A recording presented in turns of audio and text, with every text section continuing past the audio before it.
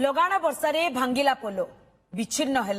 जोगाजोग अस्तव्यस्त 50 गाँव जनजीवन संबलपुर जिला रेढ़ाखोल लघुचाप जनित लगाण वर्षा जो बन्या परिस्थिति सृष्टि होइछि। हरिहर जोर एवं सुरुबाली जोर रे पानी बढ़िबारु बड़माल चेमिठी नाल पोलो भांगी जाई सोनपुर संबलपुर जोगाजोग विच्छिन्न होइछि। यार प्रभाव रे 40 रु 50 टी गाँ जोगाजोगरु विच्छिन्न होई स्कूल कॉलेज आंबुलांस एवं यातायात संपूर्ण रूप से बाधाप्राप्त होइछि। पूर्त विभाग कहिछि टेंडर सरीथिले मध्य जमी अधिग्रहण पई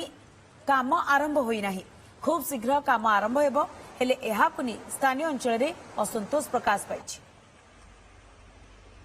तेबे संपर्क रे अधिक सूचना पई आम सहित सुशांत कुमार नाग रेडाकोल प्रतिनिधि आम सहित फोन लाइन जोड़ी सुशांत टेंडर प्रक्रिया सरीथिले मध्य काम कौन पाई आरंभ होइनी एवं ए असंतोष कौन पाई सुशांत जो घटना देखा मिली लगाण वर्षा बेहाल हो पड़ी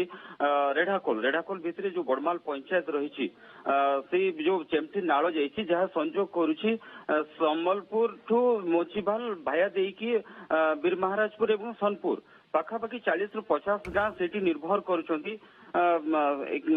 सहित जो लगाण वर्षा होती चेमठी नाल गोटे ब्रिज रही से ब्रिज रा भांगी जीवा द्वारा लोके नानादी हैरान होउछन्ती ना एम्बुलेंस जाई पारुछि ना लोके जाई पारुछन्ती ना छात्र छात्री पाठ पढ़ी जाई पारुछन्ती विभिन्न समस्या रे एबे 50 टी गाँ पाखापाखि समस्या रे रहिछि। इठी आ गोटे कथा कहबा एबे जो सुरबाली जोरो रहिछि पाखरे एवं हरिहर जोरो सेटा एबे फुली उठिछि बनिया रे पानी रे तो एठी आमे कहबा जे जो चेमठी नाଳ ब्रिज आजि कथा नुहे सेठी बहुत दिन लोके अभियोग करथिले अभियोग कला परे मध्ये हो नथिला शेष टेंडर होईछि 2 वर्ष हेलानी टेंडर हेलानी किंतु काम हेई पारुने कारण एटा अछि सेठी आमे पूर्त विभाग सहित कथा हेतिलु से कहउछन्ती जे जमी अधिग्रहण हेई पारुनी प्राइवेट लैंड रहिछि जा द्वारा ए ब्रिज रो काम हेई पारुनी बोले से तार उत्तर रखिछन्ती किंतु देखिला बेले ए जो लगाण वर्षा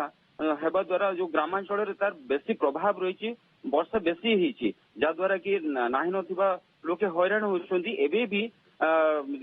जहाँ कि आमे देखुथुलु काली जो जाइथुलु भी सेही अंचल रे लोके हैरान होउछन्ती घरे घरे पानी पसुची जहाद्वारा ए ब्रिज पई लोके एते हैरान होउछन्ती जे से माने बुली के आउ गोटे रास्ता पाखापाखि 20 रु 30 किलोमीटर